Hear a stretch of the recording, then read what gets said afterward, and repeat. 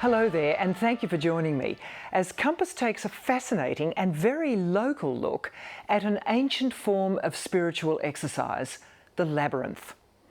Emily Simpson was a successful businesswoman till a debilitating illness forced her to stop work. As part of her cure, Emily travelled overseas where she walked a labyrinth daily and became passionately interested in sharing her experience. To fulfil her dream, she then spent 3 years raising funds to oversee the construction of a sandstone labyrinth, now in Sydney's Centennial Park.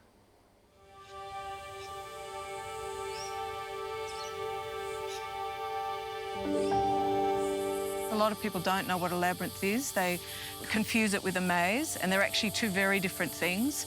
A maze usually has hedges or walls, and lots of different pathways, lots of dead ends, and it's deliberately designed to get you lost. Whereas a labyrinth has no walls, it's completely flat. There's one single path which winds and meanders into a central point. So if a maze is an intellectual exercise, a labyrinth is a spiritual one. Emily Simpson has a passion for labyrinths. People assume it's Christian, but the labyrinth predates Christianity by thousands of years. I mean, there are examples that are 5,000 years old in every culture, on every continent. It's such a universal symbol.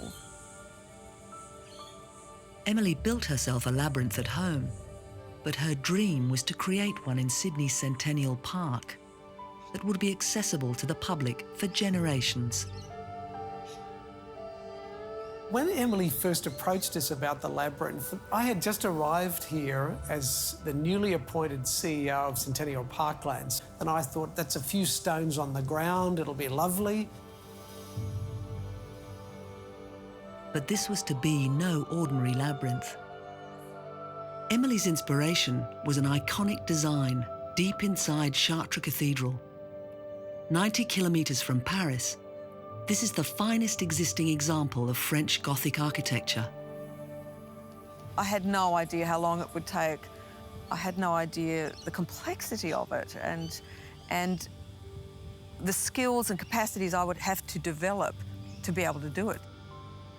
Emily began to talk about her inspiration and seeing the labyrinth in the French cathedral and understanding that this had been there for hundreds of years, and she wanted the same quality and scale in the parklands.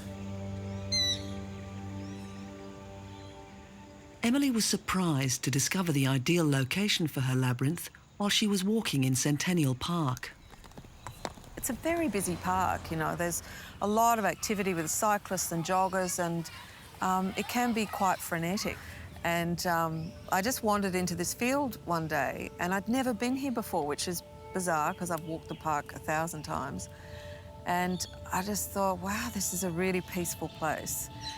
And it was just so lovely to have this sort of armchair feel of the forest and then the willow pond that side, and then the sense of walking down towards the water of the duck pond. And wouldn't it be great? This could be where the labyrinth could go. Before she developed an interest in labyrinths, Emily had been through a difficult time. Her parents had died. She'd sold her business, and she then became chronically ill. I think sometimes grief can be cumulative, and it had just all piled on top of me, and I hadn't really found my way out yet. As part of her recovery, Emily went travelling with a friend. On a whim, they decided to walk the labyrinth in San Francisco's Grace Cathedral. I didn't know what a labyrinth was, and then when I saw it, it's just this pattern on the floor in the nave of the cathedral, and I thought, what's that? But it just sort of pulled me in. I felt reeled in by it. And I walked it, and for me, it was something of a miracle to feel that low lightning with the labyrinth. I fell in love with it, and it changed my life.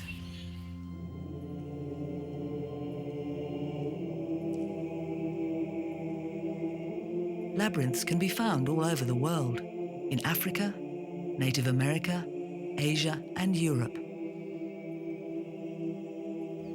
Their location and design may vary, but the underlying philosophy guiding their use is universal. Whether a person walks the path or simply traces the design with a finger, peace of mind is the ultimate goal. During the Crusades that dominated medieval times, it's thought that labyrinths were used as an alternate form of pilgrimage because travelling to the Holy Land was too dangerous.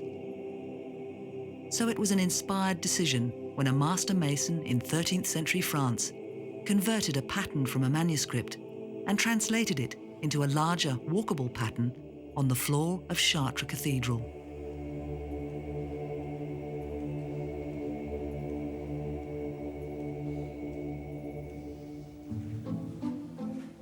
With the support of the Centennial Park Trust, Emily's decision to replicate the Chartres design meant she needed expert help. So after that first phone call from Emily regarding this labyrinth, which we readily agreed to be part of, it had us scuttling into our books and online just to see what we may have been in for. They decided to use Australian materials and craftsmen, but heritage quality Sydney sandstone, laid by stonemasons on a structurally engineered base, is not a cheap option. Emily had to raise $500,000.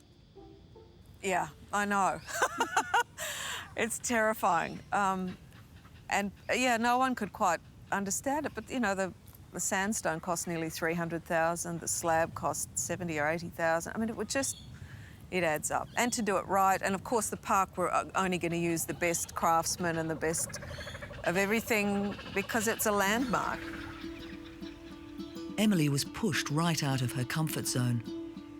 But having studied theatre many years earlier, she drew on this experience to organise a whole series of events, including poetry readings and performances on a portable canvas labyrinth and at the proposed site in the park. Putting myself out there, you know, putting myself out in the public eye and saying, I represent this, come join me. And that's quite it's a big call. Apart from fundraising, Emily also wanted to increase awareness about what a labyrinth could offer the community. I was given permission to paint the labyrinth onto the field here as a temporary labyrinth, so people can get used to the idea, they can come and experience it for themselves. 2 years after the Centennial Park Trust approved the proposal, Emily had fully raised the necessary funds. The first sod was turned and construction could start.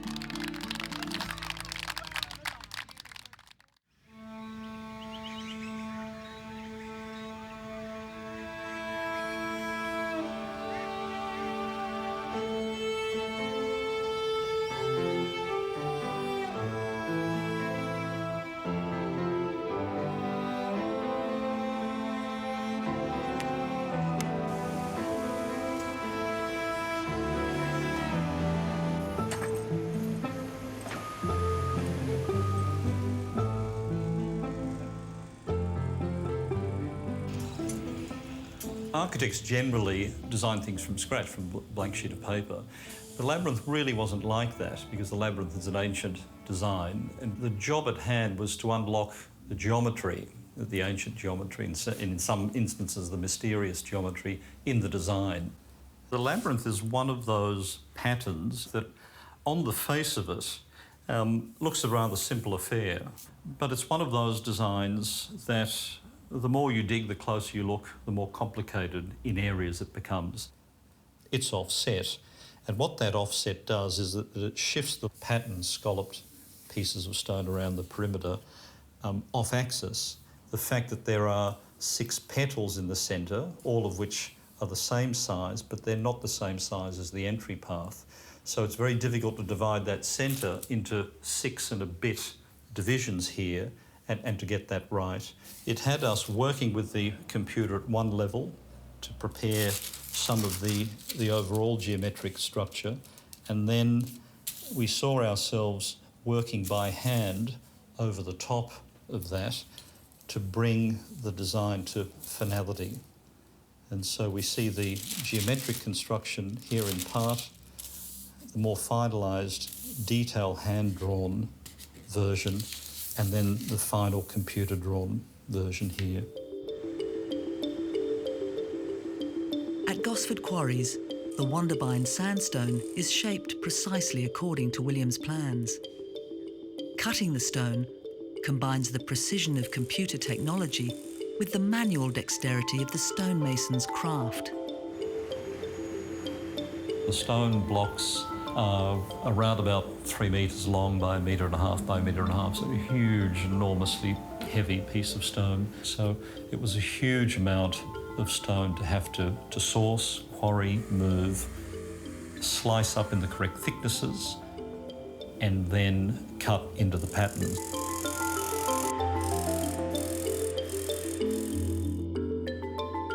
There are more than 1,700 stones of 80 different shapes and sizes in the design, with each stone allocated a number.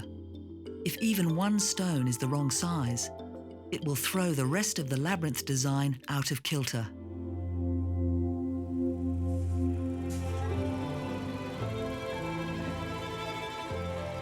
Meanwhile, back at the site, the pouring of the slab is underway. A sandy location, the smooth finish, and the large number of people who will walk the labyrinth over many years means a substantial foundation is essential. There is a lot of steel reinforcement in the concrete to limit its shrinkage and movement. So the slab under the ground has a network of beams, both concentric and radial there, so it's like a sort of thick waffle that bites into the sand surface. It's a rather complicated bit of structural engineering.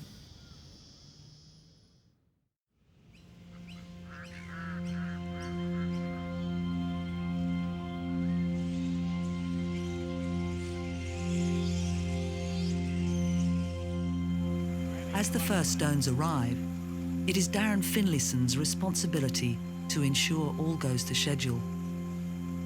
He's been involved in heritage stonework around Sydney for over 25 years. You know, this is the most intricate thing we've ever been involved in, and then the first 3 or 4 days will be very interesting for all of us.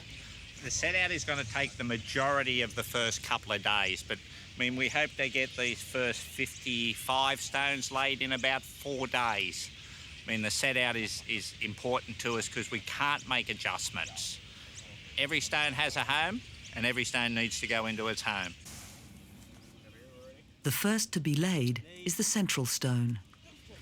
Darren! Oh, hello, Emily. Hi. Hi. Oh. Good to see you. Oh, wow.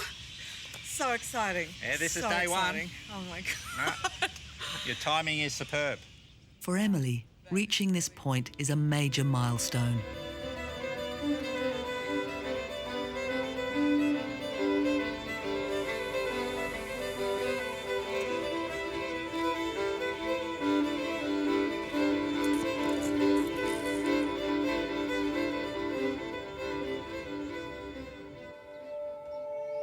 Not all labyrinths are quite so elaborate. Jean Brick, a linguistics lecturer and Zen Buddhist, has one in her suburban backyard. Usually, I do this first thing in the morning. I get up about 6:30, have a bit of breakfast, and then come straight out, walk down to the beginning of the labyrinth, bow, and then walk very slowly, meditatively to the centre. It's where I make my offering of incense. And then walk back. It takes about half an hour to do it slowly, carefully. It centres me. It gives me a basis from which to go out into a very busy life. It allows me to get rid of all the stories that I tell myself and just come back to right now. Other people who want to walk a labyrinth have been ingenious in their use of everyday materials to construct a walkable path. Well, a labyrinth it's like a distilled, refined version of a walk in the park. So it's just there's more structure. So there's something about being held in a space by the structure of it, by the geometry of it, that to me is calming, to me is soothing, to feel slightly held and received by that. This walking meditation has been a form of contemplation, both religious and secular, that goes back thousands of years. Today, many people still find it easier to meditate while moving rather than sitting still.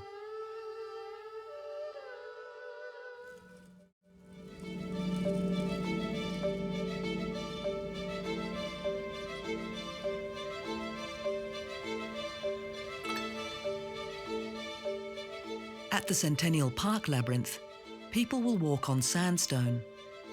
But to pick out the path's intricate shape, Victorian bluestone was chosen for its contrasting colour.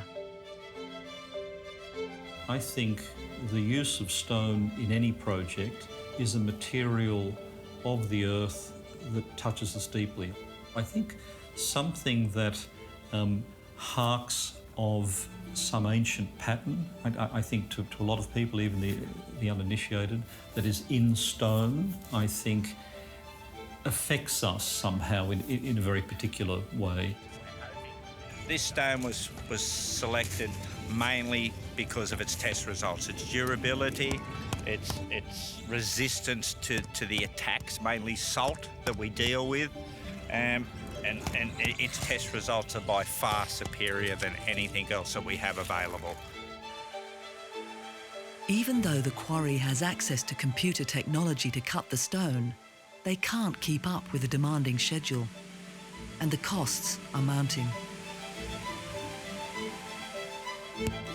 Now, we've been on site 8 weeks, and basically today.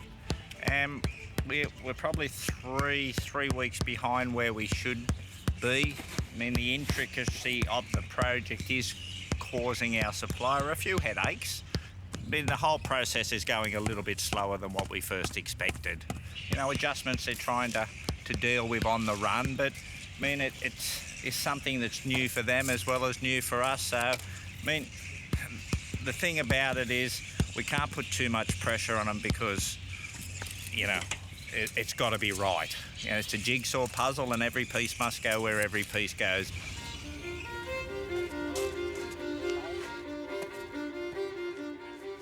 The intricacies of the stonemason's craft haven't changed much in thousands of years.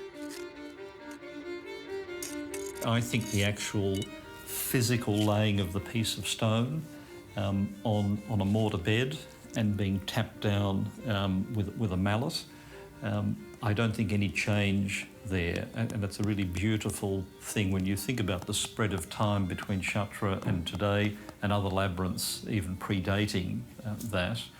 The individual pieces would have been manhandled in place. They would have been tapped down with a mallet of some description. There are about 50 taps of the mallet per piece of stone. I haven't done the maths on that. If there's 1,700 odd pieces by 50, that's a lot of tapping.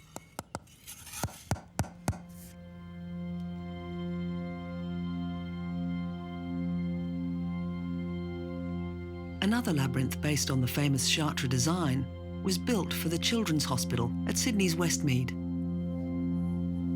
Hospitals are potentially very stressful places. There's a lot of worry, a lot of anxiety, stress, and sometimes grief.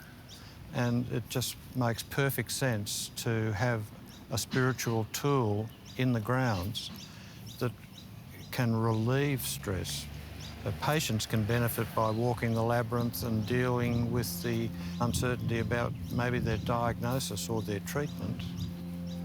Staff can come down, take some time out, have a walk on the labyrinth, 20 minutes, and return to the hospital feeling refreshed and ready for whatever's coming next. And so the path distance is just over 250 metres, about 260 metres. So by the time you've walked in and walked out, you've walked nearly half a kilometre, which is surprising. In a maze, we lose ourselves. In a labyrinth, we find ourselves. You can enter the path and follow the path serene in the knowledge that you're not going to get lost and that you'll be led gently but irrevocably to the centre where you can spend some time in reflection and then make your way back out the way you came in.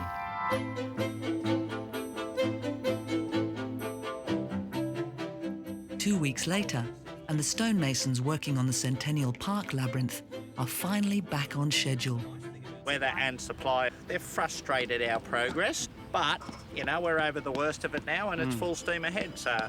Well, you've made a lot of progress. Yeah, we have. The last few weeks have been really good for us, yes.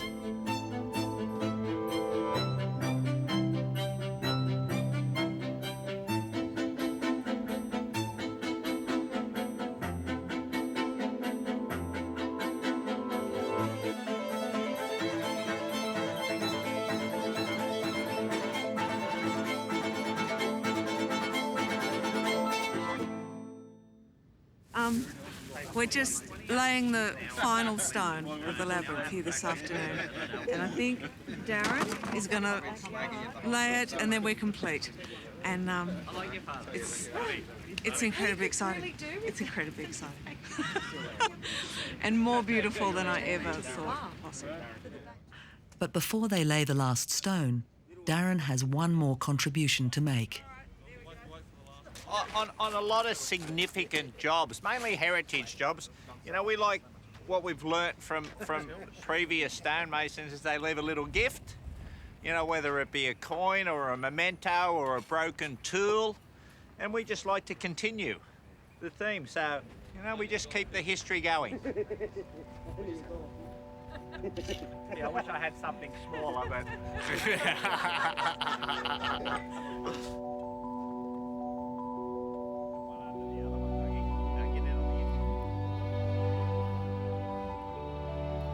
5 months after the first sod was turned, the labyrinth is finally complete.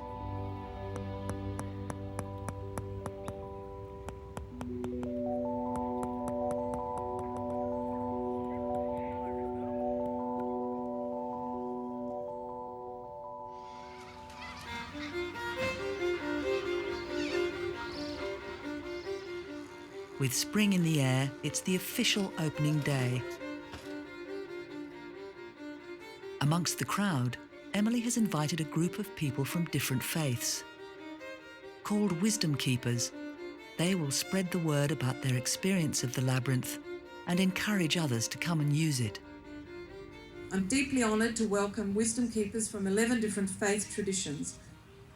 As you're walking the labyrinth today, be aware that you are tracing an ancient blueprint which connects you to all who have walked this pattern and all who ever will. This labyrinth will be a sanctuary for so many, an open invitation for generations to come.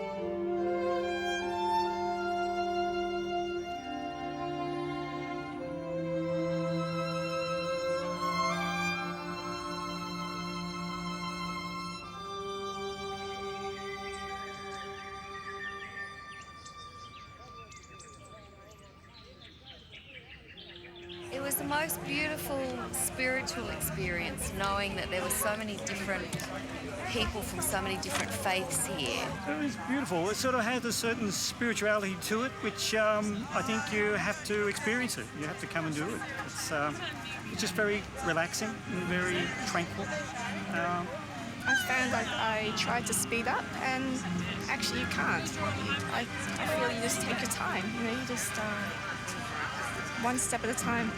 I just think it's wonderful, you know, it's just picture perfect. The people here, you know, the people that Emily's been able to attract and unite, you know, it's just speaks for itself. It's just a fabulous day, you know, and a fabulous thing for Sydney.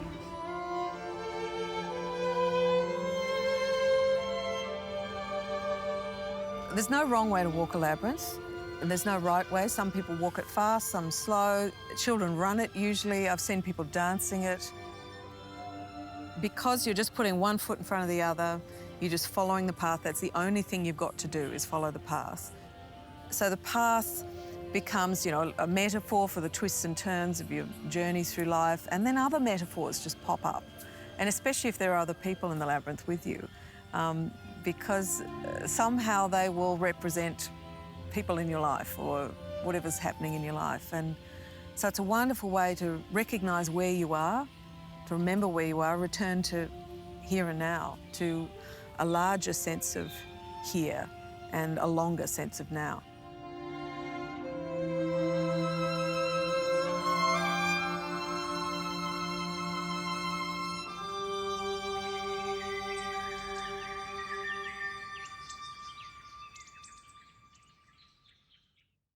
For the next Moral Compass on Sunday, May the 3rd, our topic is, does Christianity really offer women a seat at the table? We'd like you to send us short questions and we'll select one to ask our panel of guests. So visit our website and follow the prompts to leave your question.